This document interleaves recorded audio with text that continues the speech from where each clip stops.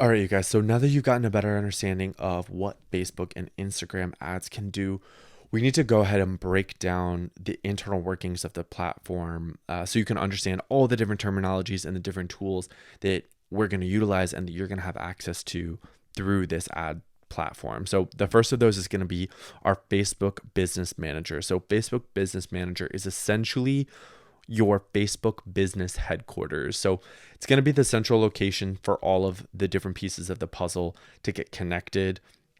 So we're going to utilize your business manager to connect your ad account, connect it to your Facebook business page, to connect it to your Instagram business account, to connect it to your Facebook pixel.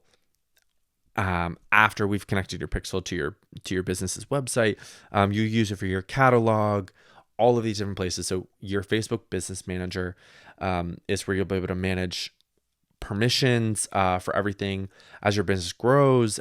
So if you choose to work with an external marketing agency, or if you bring on new team members that are going to be managing your account, it's a great idea to make sure it's all set up properly. So before we get into all of the setup, there's a couple of things we want to make sure you have set aside ahead of time, slash a couple of things that you should have done before we get into this. So first thing first is make sure that you are an admin role for your Facebook business page.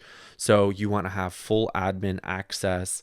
If you need additional instructions on that admin access, you can find that in the supplementary materials section, along with some additional instructions from this section right here.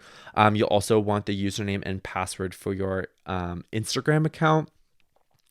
I will also say you'll want to make sure that your Instagram account is set up as an Instagram business profile.